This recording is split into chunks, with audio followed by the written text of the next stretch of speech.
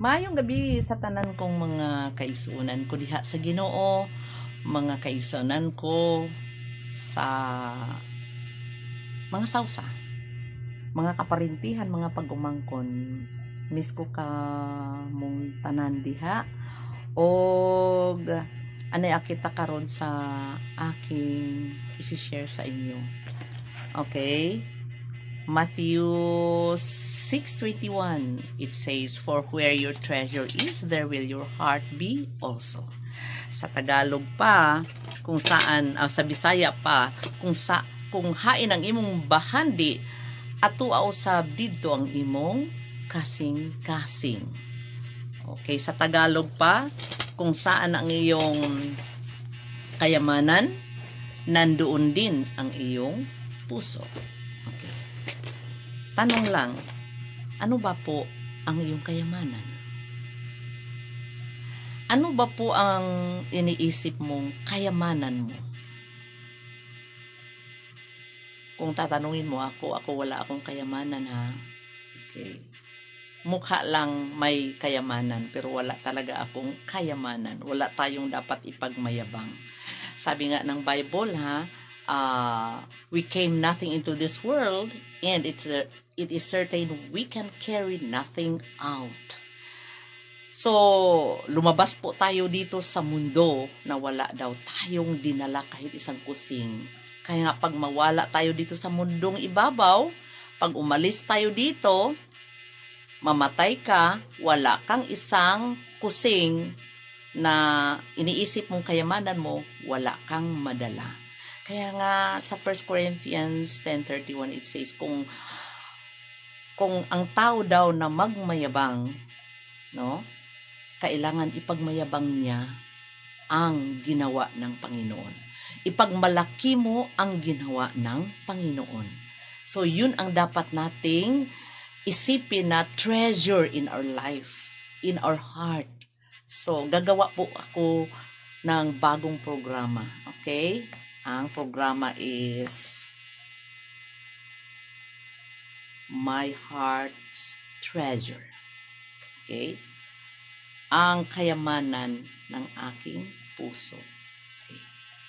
Kung ikaw mayaman na mayaman, talagang siguro ang imong kayamanan, okay, ang dami, milyon-milyon ha. O saan ba nimo yan deposito? Sa iba-ibang klaseng bangko, no? Kung saan ang mga bangko doon, nakaregister yan sa iyong kaisipan dahil alam mo na diyang na bangko na yan, nandoon ang iyong kayamanan na deposit mo. Diba po? So, siguro sabi nga ng Bible, alam mo, ang kayamanan daw ng tao, yun din daw ang hindi nagbibigay sa kanya ng kapayapaan. No? Pag sobrang yaman mo, kayamanan mo, lalo na ang iyong puso, nandoon sa kayamanan mong yan, yun ang hindi magpapatulog sa'yo. Yun ang nagbigay mo ng kaguluhan. Yun ang nagbigay ng wala kang kapayapaan. Kaya nga sa mga kabus diha, kaway-kaway ka mo, you must be proud. Kasi nasa James, ha? Gipili sa Diyos ang mga kabus. Imagine that, ha? Pinili sa Diyos ang mga kabus. Kaya ayaw yun ko gustong mabilong sa mga mayaman. Ayaw kong tawagin na mayaman ako. Bakit? Nako, nang nabasa ko yan, sabi ko, nako, we must be proud pag tayo ay kabus. Pag tayo ay wala mo. Kasi alam mo, duol ta sa puso sa Diyos. Ha? Pinili sa Diyos ang mga, mga destitute, mga pulubi, mga kabus, mga pobre. Bakit? Dahil, sabi nga niya, upang magisilang mayaman sa pananampalataya. Wow, no? Pag ikaw walang-wala, tingnan mo, di ba lagi kang humahangad sa Diyos? At yun, love na love yan ng Panginoon. Pag lagi kang dependent sa Panginoon, lagi kang humahangad sa Panginoon, talagang love na love ka niyan. Kaya mapalapit ka sa puso ng Diyos pag ikaw ay walang-wala. Diba po? Pero pag ikaw ay abundang-abunda, Alam natin, pag ikaw ay abundang-abunda, ha? Wala nang kulang sa iyo siguro. Magmayabang ka na. Mag-iisip ka na nga nandyan sa inyo lahat. Di ka na lalapit sa Diyos. At dinidiyos mo na ang iyong kayamanan. Kaya nga, yan, mahirap maging mayaman. Na? Sabi nga, mahirap pumasok sa langit ang mga mayayaman. Hindi lahat ha.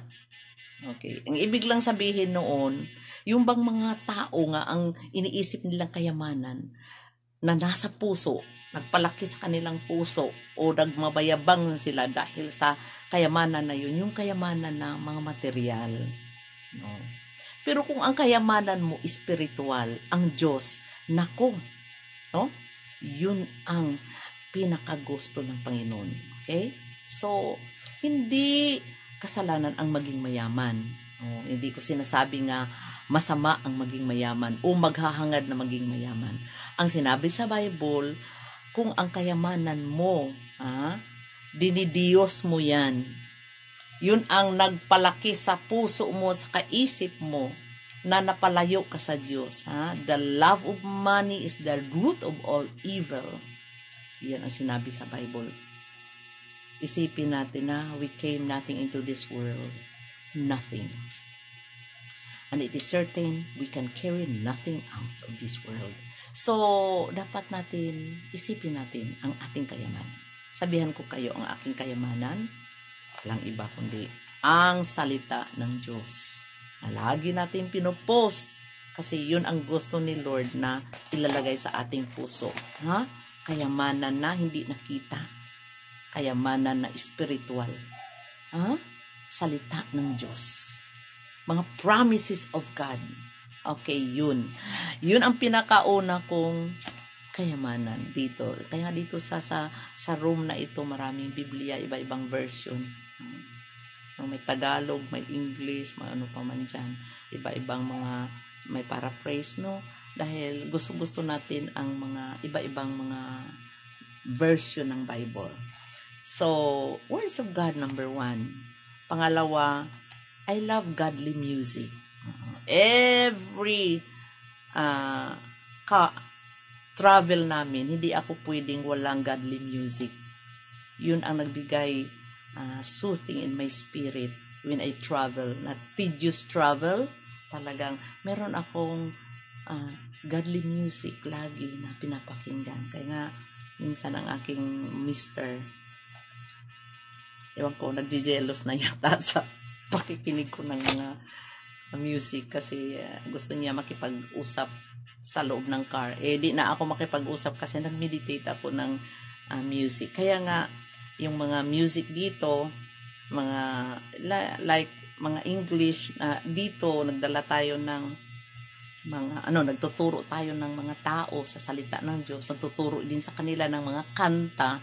Pero naman lagi mga Filipino naman tayo, hindi dapat natin ituturo lagi ang English, no? Kung maari pa, kung ano ang mga tao diyan, mga Tagalog, maghanap ka ng mga Tagalog songs. Kaya nga yun ang sinasabi ko sa kanila nga, always teach the people sa church ng Tagalog songs na maintindihan nila. Kasi nasa Bible yan na sa 1 Corinthians chapter 14, anong sinabi doon na when you sing with spirit and with understanding. Paano man nila makanta yan na di nila naintindihan?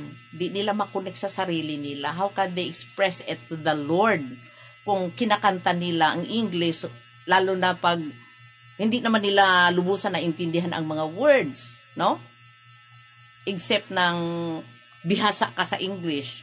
Pero kung ang imong mga members, mga sakop sa iyong church, mga Filipino speaking, Tagalog speaking people, doon din, no? Ibituturo natin ang salita, ang mga music na maintindihan, sing with spirit and with understanding. Kaya nga, dito, hinahanap ko talaga ng hymnal na Tagalog. Pero pag walang Tagalog na hymnal, no, kakantahan man namin yan sa church, ang hymnal, pero sunod niyan, hindi ko na ipapakanta sa kanila. Naghanap na ako ng Tagalog para nga maintindihan nila yung English na kinakanta nila magtatagalog na. Kung wala namang Tagalog na mahanap ko, yan, i-translate ko talaga yan. Marami na akong mga gi-translate na mga English songs na gi-translate into Tagalog or gi-translate into Visayan or Visayan song gi-translate into Tagalog para maintindihan lang dito. So marami na tayong ginawang mga kanta na gi-compose natin or gi-translate ko into Tagalog ang mga English version o gi-translate ko into Visayan version ang mga English para lang maintindihan. So, ganyan ang ating nakapuno sa aking puso, salita ng Diyos at godly music. Yan. At saka pangatlo, yung ministry ba, yung magtuturo ka sa mga tao, lalo na yung mag-reach out ka ng tao nga unsaved, hindi paligtas na yan, isisharean mo tungkol sa salvation, ayan, pinaka-love na love ko yan, lalo na pag maligtas ang tao na masharean mo, mayroon ka talagang joy, yun ang passion ko, yun ang nakapuno sa aking puso din, yung ministry, kaya yun ang nakakabisi sa akin, magtuturo ng mga bata, magtuturo ng mga women, o sino pa man dyan, sa church sa loob man o sa labas, yung ministry, yun ang doon tinawag ako ng Panginoon. Kaya nga, no wonder why na magsasawa man kayo sa akin dahil ganito na lang ang lagi kong pinopost, sinasabi. Pero yun nga, out of the abundance of the heart, the mouth speaks. Wala akong magawa, kundi yun man kasi ang nakapuno sa aking puso, yun din ang lalabas sa aking bibig. Para yan sa Panginoon, hindi yan para sa akin. Yun lang ang calling ni Lord para sa akin. And then, yun, pang-apat, is yung nakapuno sa aking puso, yung mga mahal ko sa buhay. Siyempre, yung mga ginawa ni Lord ng mga tao, lalo-lalo na yung mga kapatid mo, no? Kadugo mo. Love ko kayo lahat. At mga friends mo, yung mga loved ones mo. Kasama rin yan ng mga pets ko. Talagang lover ako ng animals.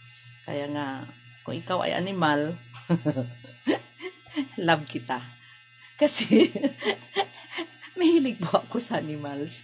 Okay? Kaya nga, marami akong stuffed toys dito nga puro animals. Talagang, matanda na ako pero mahilig ako sa mga stuffed toys na animals. Kasi, sabi ko nga, wala man tayong animals, di man tayo makabili, di, yun na lang.